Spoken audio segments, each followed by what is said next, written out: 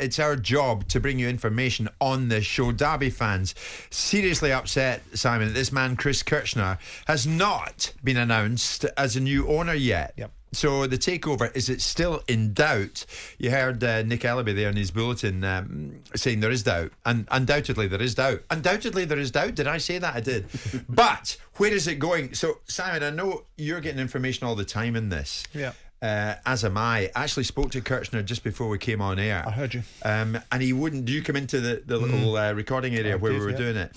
He didn't want to come to air, either live or recorded at this stage. He does go on social media a lot. As I know, interestingly, he wants to sing like a canary when it suits him, and not necessarily when there's something useful to be gained and garnered from a conversation. Look, there's concern building about, when there's deadlines.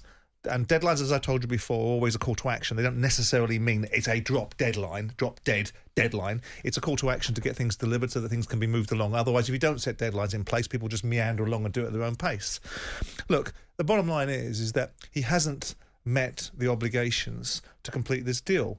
And I'm understanding that it's to do with logistics of bank transfers. Now, if you're in the logistics business, which he is, I would have thought the logistics of making a bank transfer weren't particularly difficult. And I can't quite understand why that would be the case, bank holidays permitting, as I understand he's putting it into the public domain, and banking coordinates and so on and so forth. But it's not difficult to buy something. It's not difficult to transfer money. And it's certainly not difficult to be able to pick up the phone to your bank manager to do it for you. So it does fill me with a slight degree of trepidation. There will be such things, and I'm sure the administrators are not as remiss as not to have taken non-refundable deposits, decent non-refundable deposits, which will either keep his feet to the fire and keep him engaged if he's getting wobbly, or at least give them some backstop to go to plan B if they need to. He says to me he's not getting wobbly. I mean, that's a good thing. having said that, get on with it and bleed and complete the deal. Get the thing done. Yeah. I mean, what he did say to me was, Derby fans still be confident in me that I'll get this done. Having said that, he's a weight player around the golf. You would think his mind would be on getting the thing over the line. His mind will be on the basis, from my understanding, explicitly from the two factions that will know what they're talking about. Yeah. Which is the governing authorities and the administrator. Is this guy's proved up, the funds are legitimate, there's no doubt about it, there's no concerns about how much money this guy has and hasn't got, there's no concerns with the origin of this money, push the button. That's the next thing. The next thing is, deal's done, push the button, transfer the money, like I did when I bought a football club. Yeah. It is not difficult to do. Okay, money laundering laws, if it's coming from America, it's got to go through various mechanisms with SWIFT codes and IBAN numbers, but it isn't bloody difficult. No. So you're at a stage now where there's something in the mix that's causing a problem.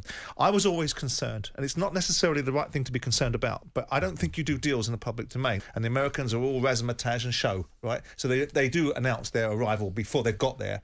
I think money talks and whispers. You get in the door and you say, I've done it. Yeah, no, I'm going to do it. And here I'm going to conduct it through social media. So you have the money. Has he got the money? He's got the money.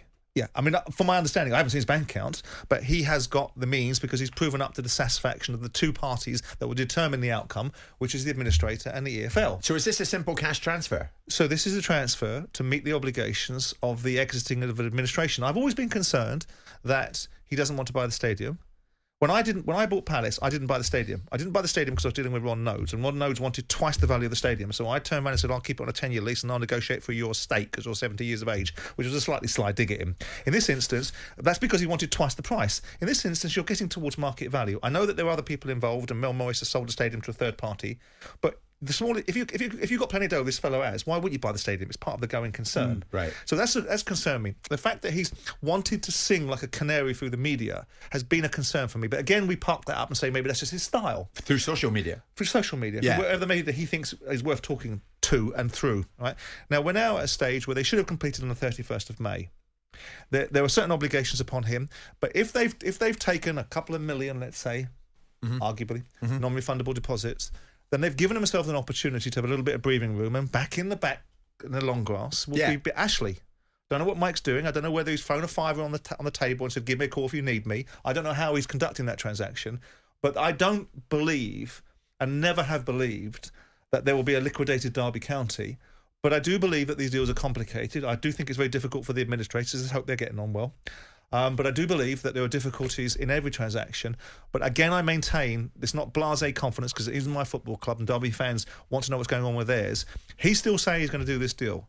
He's still in a position now. We saw the laughable nature of Eric Alonso, but there's a lot more behind Eric Alonso and the declining of that deal. Everyone said, "Oh, he was a man of straw." He wasn't a man of straw, and there was a lot that went on with Eric Alonso that people don't know that gave him real legitimacy to bought Derby County. But that's a different discussion entirely. Look, will this get done in the next 24 hours, Simon? Because I'm hearing that the next 24 hours is crucial. I mean, we've heard that before. We make the references out on a golf course. It doesn't. You can phone from your buggy and tell your bank manager to transfer the money. Yeah. It's 20 million quid, right? It's 20 million quid, give or take. 20 million quid. Okay, for a League One club seems like a lot of money, but 20 million quid for Derby County with 28,000 with the fans. stadium. No, the stadium's a lease deal. I worry for the fans because I've got a few friends who are Derby County fans, and they are concerned. And what's Wayne doing? Is Wayne hanging on and everything? Also, the players, the coaches. You know, I'm not sure what's the situation with their wages. Are they still getting paid? He's doing libel cases, isn't he? Has there been a delay? You know, but they've got mortgages to pay. They've got, kids. They've got, bills to pay. They're going to be concerned about their future. I'm sure if I was a player, I'd be on to my agent saying, what's going on here? Because if this is not going to happen, I've already dropped down from the Championship. Mainly, not down to me. The players will be all right. Not down to me because we've got enough points. It's down to the administration why we got relegated. They're on the contract, and they would have not, if they haven't been paid for 1 month. None of them are on the breadline. There's none of those. Some of the younger boys will be struggling. None of those players are going to food banks, Trev. Let's get the context right. I understand that there'll be a degree of uncertainty about it, but they'll go on a free transfer, right? And they'll go on a free transfer and they'll get their wages that they don't get in someone else's wages. Young boys who are 18, 19 in that squad who are on like $2,000 a week, they're going to be worried. Trev, you need to just pull back on that conversation because £2,000 a week is probably about 6 times. But what when they're not getting it? This is what I'm saying. They've got bills still to pay. For 1 month, Trev. For 1 month leads to let's get context, and if they don't, they'll be concerned. I'm telling you. And if they don't, if for whatever reason this takeover doesn't conclude and the business goes bust, which it won't, right? Then there'll be a free transfer, and they'll get any money they've lost back in their next contract because it won't be costing anyone any money. Right. Some of the young players. So will be the bottom line is this: Kirchner's still around. He's saying to me, "I'm off to play a round of golf." Derby fans, do not be downbeat, downcast. I'm still around. My intention is to get this deal done. But you think Ashley's waiting in the wings?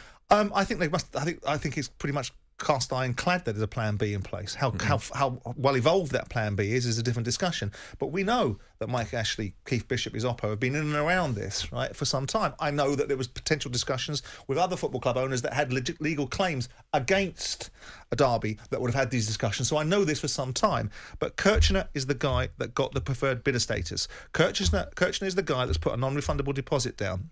Kirchner is the guy that deals in logistics as a business. So get the logistics of a bleeding bank transfer done. Unless you're getting cold feet, unless there's something in the mix that we're not 100% conversant with. And by the way, this is the guy that tells you the workings of his backside on a daily basis through the social media about what he's going to do with the academy, how Wayne Rooney's a big part of his plans. Well, clear this up. Come on now. Start on the right foot. Yeah. Jim White and Simon Jordan. Monday to Friday mornings from 10 on AM, on DAB, via the talkSPORT app and on your smart speaker. talkSPORT.